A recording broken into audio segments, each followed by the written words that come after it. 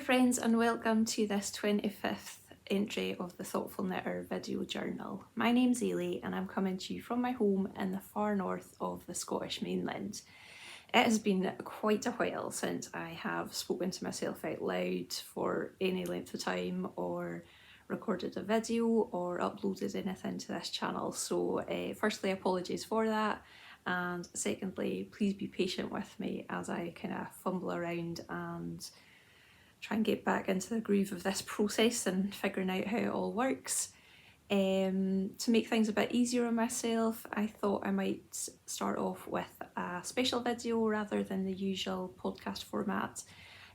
So I thought I would go through everything that I knitted or crafted for our wedding. That's one of the reasons that I have been missing in action. It took up a lot of time and energy, and any kind of long-term viewers will know that I don't have a lot of energy to go around. So yeah, I hope that it might be something you would be interested in. I know there are quite a few videos of people who have knitted their own wedding dress, but I'd imagine that's maybe a bit intimidating for some people, so this might give you some ideas of other things you can do to bring your love of your craft into your wedding celebrations. So yeah, let's get on with it and start off with, in fact, before we get on with it, we'll start off with what I'm wearing, just in case somebody asks. So this is a very well known pattern. This is Elia by Orlan Sook. I think she's also called Tete Beche, and I knitted it in Rowan felted tweed and in the colour ginger, I think this is. It is beautiful. I really love this yarn. It's so soft. I immediately, as soon as I cast off, I was trying to think of other things I could knit in it. I don't think I did too many alterations to this other than I put some bust shaping in. I have got a book by Isolde Teague called Little Red in the City, and it tells you there, gives you instructions on how to work out where and when to place bust darts. Although I would say that that book is quite old now. It's maybe like 2016, something like that, 15, maybe even earlier. So it's back when garments were much more closer fitting. I know now the style is to be have a lot more ease and oversized.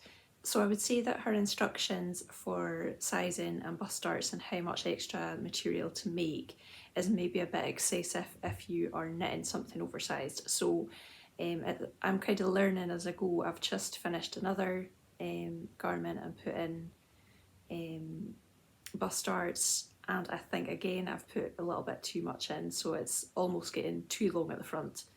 But anyway, that is a complete aside. Yeah, I love this garment. It is really lovely weight. It's meant to be knit on 4-ply or fingering, on quite a loose gauge. I find that impossible to get that gauge on 4-ply because I'm such a tight knitter, so I decided to use Rowan felted tweed, which is more like a sport weight, because that's what I tend to do. I would tend to use a sport weight and a larger needle to get more similar to get the gauge that the pattern asks you to. Yeah, so anyway, that's what I'm wearing. I'm so out of practice, I don't know if I've told you everything I need to tell you about it. I finished it quite a long time ago, so I can't really remember anything different that I did with it. It's a beautiful garment. It's got this lovely detail on the cuffs and the hem, where it's half twisted rib, and you work so many rows and then offset it, and you do that twice, so you get this lovely kind of checkered effect. Like I said, that's also on the hem. The top is more like a unfinished, not the top, what is this word, collar, neckline, is more like an unfinished, you just start knitting. And yeah, it's very easy to wear, it's very drapey, nice lightweight, so you can, I would like this time of year I've got long sleeved garments on underneath, but in the summer I think I could get away with wearing it with just a vest. Maybe not the height of summer, but definitely in a Scottish summer, a far north Scottish summer in the early part. So yeah, anyway, I've littered on long enough. That is not what you're here for. Let's get on to all the things that I made for our wedding. Okay, so I think I'll start off just with a bit of background as to how I came to my decisions about what to craft or knit for our wedding. I knew that I wanted to be having knitwear featured somewhere. I also knew that I didn't want to knit a wedding dress. Knowing the, what's the word, like the characteristics of knitted fabric, I knew that to get something stiffer and that wouldn't drape so much, it would have to be very, very thick, which would make it not very nice to wear. And I also knew that given my change in body shape over the last few years, which I am not happy about, I would need some kind of undergarment, like a base dress or lining to help hold in bits that I didn't want to be on display. So yeah, I knew from the outset that I didn't want to be knitting a wedding dress. Sewing is not in my skill set, and I didn't have the time nor the desire, to be honest, to learn that, and certainly not to the level that I would have needed it. So my initial thoughts were that I was going to knit a really beautiful kind of probably mohair or Surrey alpaca, quite romantic kind of lacy top was what I was going to wear, and then I was going to wear that over either a skirt or a slip dress. So I'll put up a picture of a pattern that I had seen a few years ago and really quite liked, and I thought, well, it's beautiful, but it's not too fussy. I'm not into lots and lots of details really. So that's what I had in mind. But when I started looking into finding like a slip dress or anything online, I quickly realised that anything that is white gets labelled as a wedding dress, and anything that's labelled as wedding dress gets the price hiked up to ridiculousness. And I ordered a few things from kind of high street shops that specialise or have like subsections that specialise in weddings, and ordered a few things. They came back, and to be quite honest, they were really poorly made. They were made from materials that I really had no interest in wearing, because they were, it would be man-made materials, which I just find really sweaty and uncomfortable and clingy. And they would be unlined and just, like poor quality for a lot of money. So that kind of fell by the wayside, partly to do with the dresses on offer. And partly to do with the fact that I kind of felt sorry for my fiance at the time, because my day-to-day uniform is a jumper or some kind of knitwear and like plain bottoms. So I thought, well, maybe on my wedding day I should treat him and let him see that I can wear other things. So yeah, that went by the wayside, and I did decide to go for a traditional dress. So that all happened. I eventually found one that I was okay with, and then started deciding how I was going to accessorise it and bring in some knitwear. So you'll be able to see, I'll put a picture up of what my dress looks like. So it's a halter neck dress, and I had bare arms. And one of the things that I wanted for a wedding dress was to have my upper arms covered. But I had to make a kind of compromise with that, because I also didn't want a plunging neckline, and it seemed like the only way I could not have a plunging neckline would be to have my arms on show. So yeah, the next thing I decided was, right, when I'm coming in down the aisle, I will wear a wrap around my upper arms. So I decided that I would make a pattern called, now what is it? Galcantray, and it's a wrap pattern by Emily K. Williams. And I've had this in my favourites since ever I joined Ravelry. It's beautiful. So I thought, this is lovely. It is lace, but it's kind of like a modern take on lace. And I spent a long time looking for yarn that was either the right colour or the right weight or the right consistency. And in the end I didn't find anything that I actually thought I was looking for. I was hoping for something quite drapey, quite luxurious, and a lace weight.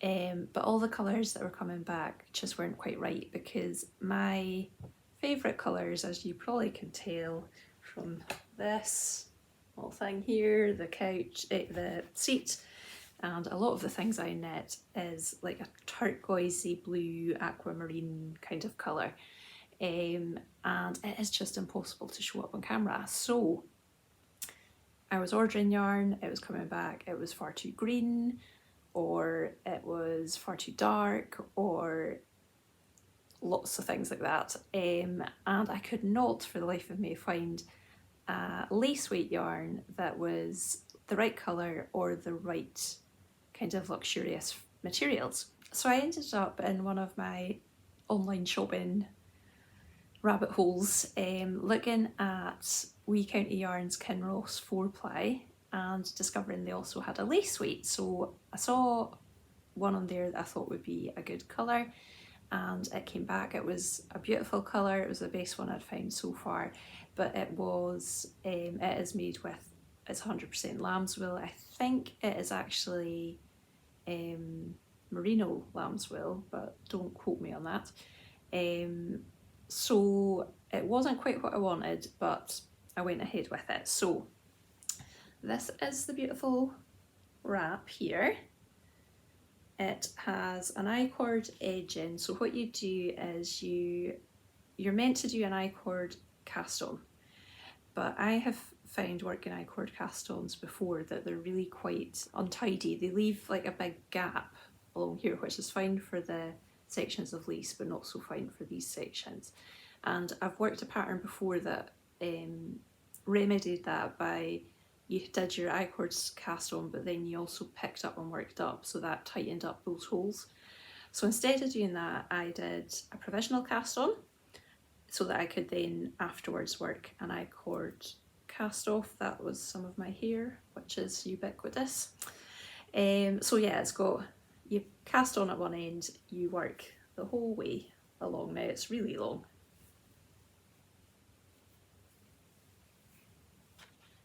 I can't even remember how long it is, but the edges are incorporated I-cords as well. I don't think you can really see that, maybe on the other side.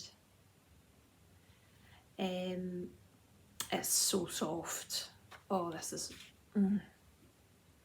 so soft. Sadly, I don't have any beautiful pictures of this because I didn't actually end up wearing it, because when I went to pick up my dress, I panic bought a veil, which I had no intentions of wearing a veil, but I panic bought one and then realised that now I had a veil, I didn't actually need a wrap.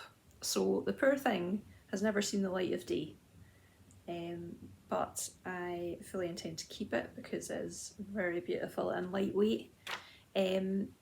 Because it's a woolly yarn, this is quite opaque. It's a lot more opaque than I had hoped it would be, but it is a really beautiful pattern, and yeah, it was perfectly easy to do, very well written. It's an easy lace chart. It's just knit togethers and yarn overs. There's nothing very difficult there. There's probably slip knits as well, can't remember. But yeah, so that was my first knit, and once I had found this yarn, I thought, that's great, I'll use it for a shrug as well, because we were getting married in November. I thought I would err on the side of caution and wear a shrug, especially because I was going to have bare shoulders and back. So went looking for a pattern and found one called Hiddensee, which is a little bit of an older pattern. It's from 2018, and it's by a designer called Christian Burkhardt, and it is knit at quite a loose gauge again for, it is a fingering weight, 4-ply weight garment, knit at quite a loose gauge. So I decided to hold the Kinross lace weight double, so that gave me more like a sport weight, because as I said earlier, I struggled to get gauge on, you know, I can go up and up and up and it just ends up looking, the gauge doesn't go up accordingly and it just looks really gappy and horrible. So I would far rather use a larger needle sport weight yarn and get the gauge that way. So no, that's not what I did at all. That's not what I did. I did use sport weight yarn so that I could get a fingering weight gauge of 24 stitches, but the pattern is 20 stitches, I think. Is it? Let me see. Yeah. So the pattern was 20 stitches and 28 rows, and I went for a fingering weight, 4-ply weight, which is 24 stitches and 38 rows per 8 inches or 10 centimetres. So yes, so I went for that pattern, but I had seen some examples on the project pages who had included some lace work on the sleeves, and I thought that was a lovely idea. So I went looking for a decent lace pattern. I do have a few stitch dictionaries, but they don't have a lot of lace patterns on them, and I wanted something, again, quite simple, quite modern looking. So I had a good look around and then looked on some patterns on Ravelry, and I found a pattern by Suvi Knits called Ice Flower. Sorry if I keep looking down and it's distracting, it's just I have notes here because my memory is short. Yeah, so as I said, I held the Kinross 4-ply, no, Kinross lace weight double. I forgot to say for the other one and for this one, the colourway is Inveraray. And I incorporated this lace pattern down the sleeve. So it goes the whole way down. This is going to be really difficult to show you on screen, but I'll put some pictures up. Yeah, so it is a raglan construction. You've got your raglan increases here, but you don't really have a front, and at the back, and then you work short rows to get a curved hem, back hem, and then you work a double, like a folded border the whole way around hem, with the row of purls to get it to fold over easily. So there was a lot of whip stitching going on. And yeah, I think the pattern has the sleeves just as 3/4 length, but I knew with it being November I wanted to have my full arm covered, so I did full length. And if I remember rightly, I knitted maybe a size 1 or 2, probably 2 larger than what I needed to get the right size, because I was working on a tighter gauge. Yeah, and had this on and was very comfortable. When I was inside I didn't need it, but when I was outside I had it on. And yeah, it's a lovely pattern. I can't remember too much about it other than I was working off gauge, so I probably made quite a few adjustments in terms of lengths and, you know, measurements for working lengths and things. But yeah, it is a lovely garment, and again it's just so soft, it's lovely. So yeah, so I decided in the end this is all I wore with my wedding dress, and it was just perfect. It was enough to have just like a nod to my knitting, and to feel warm, so it was practical as well, but not to be so hot that I was wearing like a knitted dress or anything. So those were the two things that I wore, but I also knitted shrug type cardigans for my sister, who was my bridesmaid, my niece, she's my husband's niece. Is she now my niece? I don't know what the etiquette is. I'm going to call her my niece. She was my junior bridesmaid, and I also knitted one for my niece, who's only 4, and she was kind of like, she was helping to give me away, and she was also like a flower girl. So I'll go on and tell you about those. I'll put a picture up of me and my bridesmaids so that you can see them in their shrugs. And my little niece is missing from that photo because she was having a moment. She was very much stuck on her dad and would not be in a picture without him. So I'm afraid she's not in it, but I do have her little cardigan here to show you. So the pattern that we decided to use was St Catherine's by Kate Davies, and it was initially released in 2018 in a book called Shore, and it was a lot more closer fitting. It was then re-released as an independent, as a standalone pattern in 2020, and it has a huge amount more ease in it. So because it was for a special occasion and with quite a form-fitting dress, we didn't want it to be too oversized. So we went for the look of the original cardigan. Unfortunately, in the updating of the pattern when it was re-released, there are no instructions for how to get that looser fit. The instructions are all based on you having, I think it's like 8 inches or more of ease. So that was okay, but because it was meant to be an awful lot more oversized, I found that the armhole depth was too small for where it hit on the arm. So when it was less oversized, it would be hitting like the arm maybe here, but the more oversized ones would be maybe below the elbow where it was hitting. So your arm is obviously smaller the closer to your wrist that you get, so the circumference of that opening needed to be a bit bigger. So there's a bit of maths going on there, and the other reason that there wasn't a lot of maths going on was it's only a pattern for adults, and I was making for a 4-year-old and a 10-year-old as well as quite a small adult. So I had a lot of kind of winging it and working from measurements and just trying to, once I understood the construction from the one I made for my sister, kind of recreating it for the other two. So we went for, I'll show you my sister's one. This is it. We went for this beautiful, I don't even know what you would call it, it's like a petrol blue. It's like a really deep, almost navy, but on a greeny end of navy. Again, because it's a cardigan, it is difficult to show.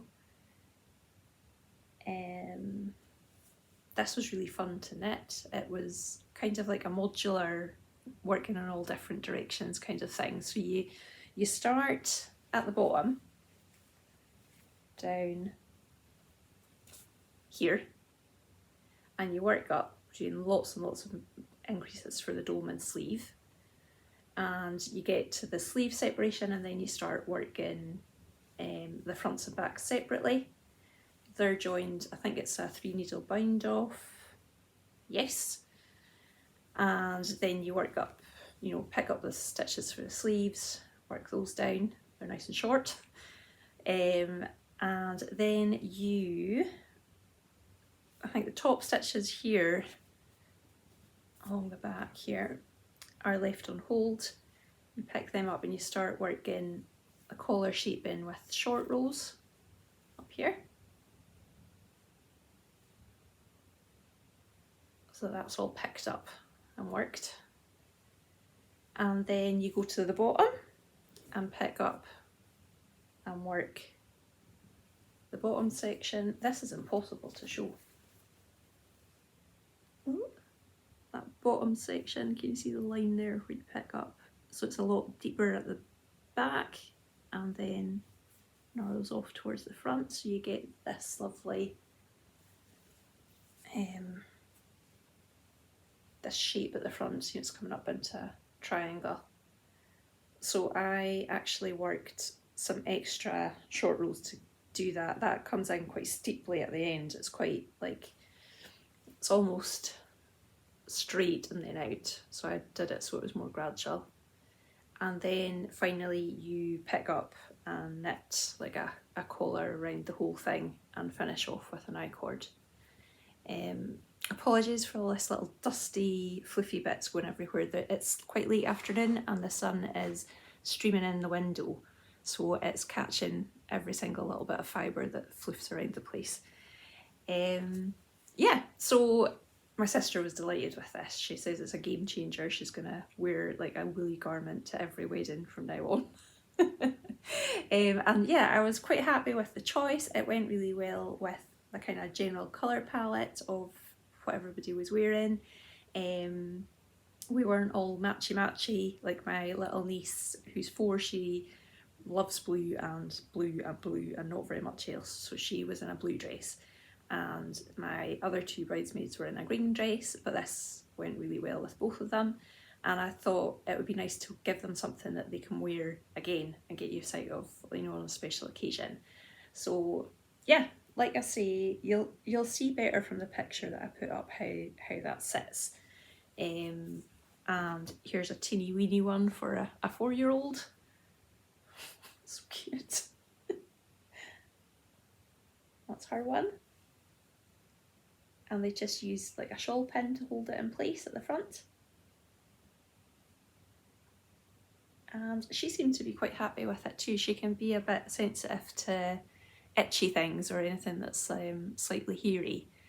She told me that this was a bit itchy, so the only thing I can think of is like the hair from the alpaca she's maybe feeling, but because to me this is extremely soft. But yes, she was very happy with how soft this one was. So if you have anyone who's sensitive to scratchy wool, then this is definitely not going to be a problem for them.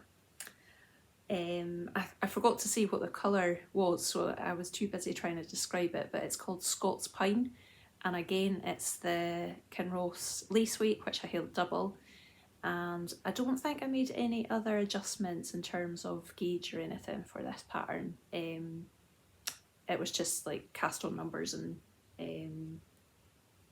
measurements and whatnot for the little ones, and how how often I worked my short rows and things. So yeah, that's what all the girls were wearing. But I didn't stop there. I also decided to knit my husband a pair of kilt socks. Now, I'm going to confess here, so we got married in November, but we actually had that was just like immediate family, but then we had a wedding dance for wider family and friends at the end of February.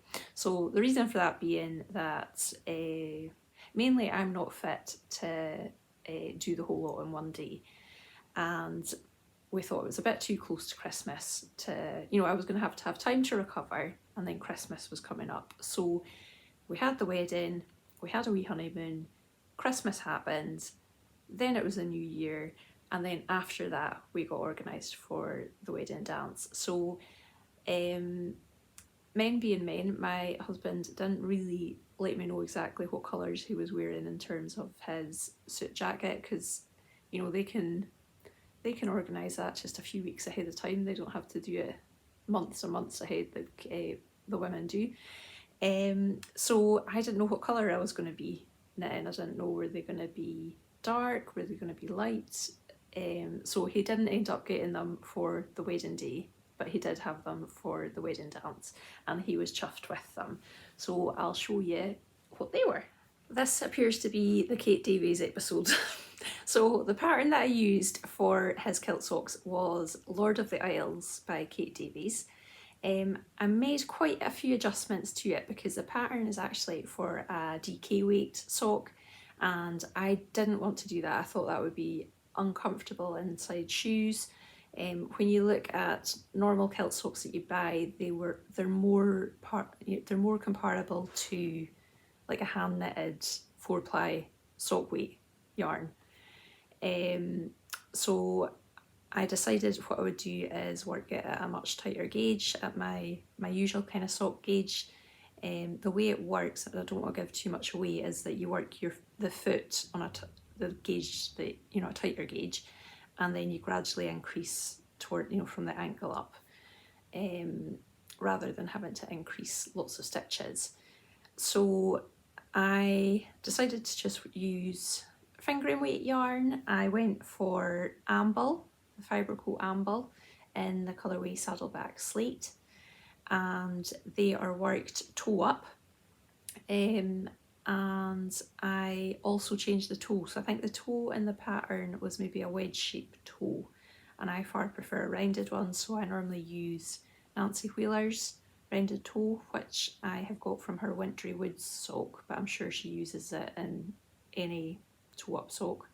Or in fact, you could reverse engineer it if you had one of her top down patterns, cuff down patterns. You could just reverse engineer it. I'm sure it's the same toe that she puts in. So I used that. I also, like I said, I changed the gauge, so I cast on an awful lot more stitches. I cast on 80 stitches, and used my usual 2.5mm needle for that. Anything else I did differently? Yes, the main difference is, so my husband has a very shapely calf. He's very muscly in his calves. He is a farmer, he does a lot of physical exercise, so he must be, he's on his feet a lot of the time, so I'd imagine that's where the muscly calves have come from. But when I was looking at the measurements for his foot size compared to his calf measurements, there was no way that, going by the pattern, if I just worked the pattern as called for, that it was going to go around his ankle without it kind of getting really stretched out and the pattern going, being lost and stretched out. So I decided to insert a gusset around the back. So I'll show you the socks. They look a bit bizarre when they're not on somebody, but I can assure you they work. So yeah, these are the socks. So they're toe up. It is a Fleagle heel that is worked in it, and then you can see it looks like the cable here has gone all skew with the shaping, but when his calf is in there, that pulls out like that and it stays on the side of his foot. So it's a really beautiful cable. It's like hearts, interlocking hearts. It's quite hard to show a dark yarn. This is like a really dark charcoal grey, but it's coming up a lot lighter on screen. So I just did a lot of measuring, what he was at the bottom of his calf, what he was at the height of his calf, what he was up here, and what the distance was, and kind of worked my increases out accordingly. So you can see, hopefully, you see here, that's increases up here, then it worked straight a little bit and then decrease in there. And then the cuff is made with a tighter gauge here, and then you loosen up at the top for the bit that's going to fold over. And that's where your flashes go on the kilt. On the kilt. That's where the flashes go in your sock, like here. I don't actually have any decent photos of this. I have a really grainy zoomed in photo, so I'll stick it in and you can see how it looked on him, but it's so zoomed in that I'm sure it's pixelated and terrible. But he was really chuffed with them, so hopefully this will be a lasting part of his traditional wardrobe. You can keep that. It's not like your feet change shape, is it? So yeah, I was chuffed with that. It was a lot of knitting. A lot of knitting. It was, how much yarn did I use? I used 213 grams, so 2 full 100-gram skeins, and also went into a third one. It was a bit of a shame really, because I only used 13 grams, but I think I will now have enough to knit him just like a normal pair of socks if he wants those. Yeah, he found them really comfortable. They stayed up all night, no problems whatsoever. So yeah, and I think he was extra delighted with the fact that because they're wool, they don't really need a lot of washing. So yeah, he's had them on, can't smell a thing. He was dancing in them and everything. So yeah, that's what I made him, but the crafting didn't stop there. I also decided I would knit some things for the table centres on the day that we were getting married. So let me grab those and I will be back with them. We're coming into the home straight now, don't worry, it won't go on too much longer. So yes, my idea was that I was going to learn how to make fishing nets out of yarn rather than plastic, because most of the fishing nets these days are made out of kind of plastic rope. And I don't think it was my best idea ever. I ended up using linen, and of course linen is massively drapey, so it didn't hold its shape. So when I kind of set out what I wanted it to look like, I did it on my dress carrier or whatever it's called, you know, like the thing you put your dress in. What is that called? Like a suit? Anyway, I put it on a black thing, and to show the lady who was setting up the table for me what I wanted it to look like, and I had it all sprayed out and everything. But when it came to it on the day, she obviously wasn't quite as particular as me, and the table was bigger than we expected, so it was more kind of pulled out, so they weren't sprayed out the same. But I think the effect was quite good. So what I did was I got a couple of like Kilner jars that were like biscuit barrel kind of shapes, and I made these fishing nets using like a fishing, like a netting needle, and taught myself from YouTube, because I couldn't remember what my dad used to do. Anyone who doesn't know, my dad was a fisherman, but he's long since passed away. So yeah, I was trying to have him there in spirit, so I decided I was going to make these fishing nets. So YouTube came to my rescue. I found a couple of good ones, including a lovely manny in it's the fishing, I think it's the Maritime or Fishing Museum down in Fife. He was doing creels, covering creels, so that was delightful to watch it. He did it exactly like my dad did, but I ended up finding something that had a bit more information as to how to make them for beginners. So anyway, long story short, I made these fishing nets, attached them to 2 of these Kilner jars, bound them up with the fishing twine, and then added on these tiny little floats. So they're like in the kind of before my dad's day, fishing floats used to be made out of cork, and you sometimes find them on the beaches, and they're really beautiful. In fact, I'll go and get one to show you. Okay, here we go. These are the old fishing floats, and they used to be attached to the nets or onto ropes, and they would help to float up to the surface, so you knew where your creels were or your fishing lines or whatever. So I found these little ones online. I think they're for line fishing or like fishing rod fishing, to keep your to help float your lures and things, I think. So I found these and I attached those to my jars, and then in between, the vision was to have these nets with fish in the nets. So for that I used a free pattern which was by Nita Bruce. It's called the Gansey Herring. So it was a pattern that was produced for a crafting history project at the Time and Tide Museum of Great Yarmouth Life. So Great Yarmouth is a fishing community on the east coast of England in a place called East Anglia, and the whole kind of east coast of Scotland, north and northwest, and then down into England, and also Cornwall is where Ganseys are traditionally found.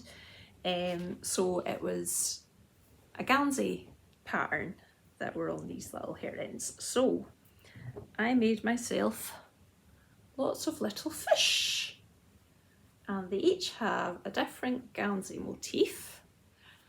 So this is the original motif that comes with the pattern. It's like a tree of life. I don't know if you can see that. Fluff everywhere. It's not the best yarn. Again, this is the leftovers from my cardigan. I decided just to use that, and I made them a bit smaller, as small as I could get them. I made them on 2.25mm needles, so I was hoping for smaller, but that's as small as I could get them. So they're, sorry, the light's gone really dodgy.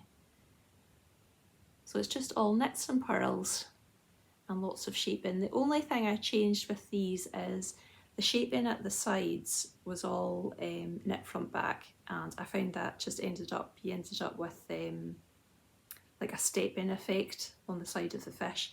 So I changed it to like make one right, make one left. So that's the only thing I changed. And it's got a tail. So that was the original pattern, but the pattern also comes with charts for lots of different things. So I tried a good few of those. I would say that they don't fit in very well. There's a lot of finagling going on where I'd be missing out bits of the pattern and things, but anyway, you'll get the gist. So that's another one. They're coming out quite good on camera. This one looks it's so much easier to see this on camera than in real life, because the yarn isn't, you know, it's a bit more fluffy than you would use the Gansey kind of yarn. The stitch definition isn't quite so good. Also we got this one, and this one, and I think this is my favourite one. It's gorgeous. It's kind of like a backwards arrow. And this one, it's shown up a bit better. This one's really quite busy, but it's lots of V's going back. But when you see it to the naked eye, it's not quite so obvious what it is. And one with a little cable on it as well. So yeah, they were all sitting in the middle of the table. So I had the two vases with the nets, and they all went down into the centre, and then the fish were in the middle of the table. And we also had place settings that were like sea glass. Yeah, so it was just ways that I could put craft and my love of the sea into our wedding. So yeah, I think that's it now. I think I can stop waffling. I really hope that wasn't too niche or boring for you. I hope it's something that you could find interesting or inspirational, and obviously you might be thinking about weddings either for yourself or for a loved one, and it doesn't have to be sea related. It can be anything that just brings your touch to it, but hopefully it'll give you an idea of things you can do other than a knitted wedding dress to bring your love of your crafts into your wedding day. Thanks so much for being with me. There has been a lot of ums and ihs and looking to the side and forgetting words, and I really hope that it wasn't too off-putting. I hope that I will be getting back into the swing of things and able to record a more standard format of knitting podcasts quite soon. I am about to go off on a wool and walk-in trip. We are going to Fife, and then we're going to the Woolly Goods gathering in Edinburgh. We're going to be there on the Friday. So if by any chance anyone is watching this and is going there on the Friday, please come and say hello. I would love to meet you. I always enjoy meeting new knitting friends or crafting friends. And yeah, after I'm back from that and recovered, I am hoping to look at getting back onto a usual schedule or a more regular schedule of recording and getting videos up. So yeah, take care of yourselves in the meantime, and I'll be back soon, hopefully. Bye.